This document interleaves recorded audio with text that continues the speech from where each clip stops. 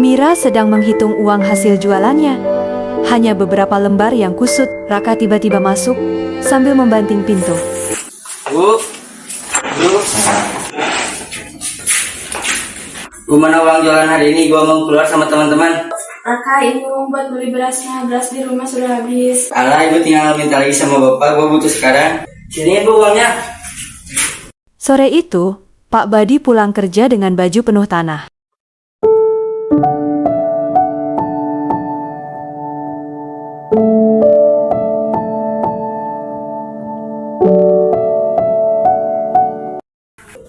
Bu, beras habis ya. Tetangga bilang kamu belum makan. Ya Pak, uangnya diambil Raka lagi. Anak kita makin keterlaluan. Sore hari, Raka menghampiri warung, tempat Raka bersenang-senang. Duit lu banyak banget sih. Emang lu kerja di mana? Ini duit dari orang tua gue lah. Santai aja bro. Kalau gue minta pasti bakal dikasih. Mereka tertawa, sementara jauh di rumahnya, kedua orang tuanya menahan lapar.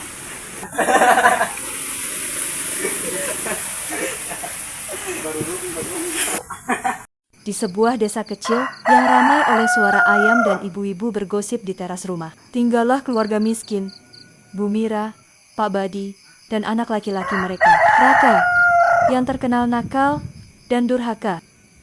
Dengar gak Bu, si Raka anak Bu Mira pulang jam 3 pagi lagi. Anak itu makin keterlaluan. Orang tuanya kerja serabutan, dianya malah habisin uang orang tuanya. Kemarin saya lihat dia minta uang sambil marah-marah. Kasian banget ya ibunya. Di rumah kecil itu, Bu Mira sedang menjemur pakaian. Raka tiba-tiba datang meminta uang lagi. Bu, mana uang jualan hari ini? Nah, ini belum dihitung semua, uang ibu cuma sedikit. Dikasih aja dong bu. Gue mau nongkrong lagi sama teman-teman. Ya Allah, anak itu makin keterlaluan. Saat itu, Bu Sarti melihat Ya Allah, Mir, kamu gak apa-apa. Itu anak kok bisa begitu sih? Namanya juga anak Bu, mungkin masih labil. gosip menyebar lebih hebat. Pagi harinya, Bu Sarti menceritakan kejadian itu ke Bu Rini. Saya lihat sendiri, Bu Mira sampai nangis gara-gara si Raka yang tega ngambil semua uang jualannya, Bu. Kalau kayak gini terus, kasihan Pak Badi. Dia sampai kerja lembur untuk memenuhi kebutuhan keluarganya. Raka bersama teman-temannya di warung kopi. Raka tertawa keras bersama teman-temannya.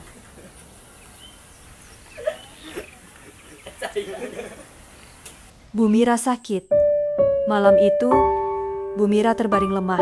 Pak Badi duduk di sampingnya. Bu, kamu kenapa? Ibu cuma pusing, Pak. Mungkin kecapean. Bu, besok kita ke dokter aja ya. Mau pakai apa, Pak? Uang jualan juga sudah habis. Saat Raka pulang tengah malam, ia melihat lampu rumah mati dan udara terasa lain. Bu, kenapa? Bu, kamu sakit. Udah 2 hari gak makan. Kenapa gak bilang sama aku? Kak, kamu jarang ada di rumah. Mau bilang sama siapa? Raka tiba-tiba terdiam. Ibu-ibu gosip melihat perubahan.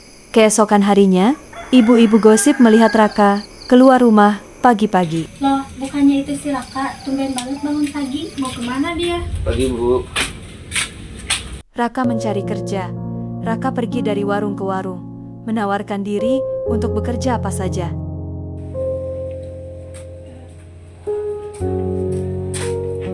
Pada lowongan kerja di sini, saya mau kerja. Ya ada, tapi kamu yakin mau kerja? Biasanya kamu cuma nongkrong aja. Saya harus bantu orang tua saya pak. Tolong beri saya kesempatan. Setelah berusaha keras, ia diterima sebagai penjaga gudang kecil. Perubahan yang perlahan terlihat.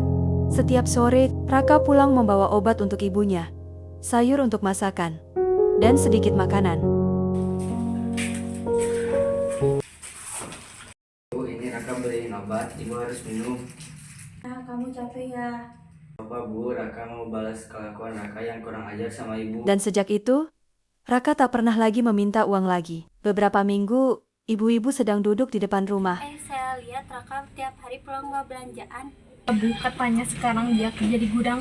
Rajin banget ya, Bu. Alhamdulillah ya Bu, akhirnya dia sadar. Raka benar-benar menyesal. Suatu malam, Raka duduk di samping ibunya.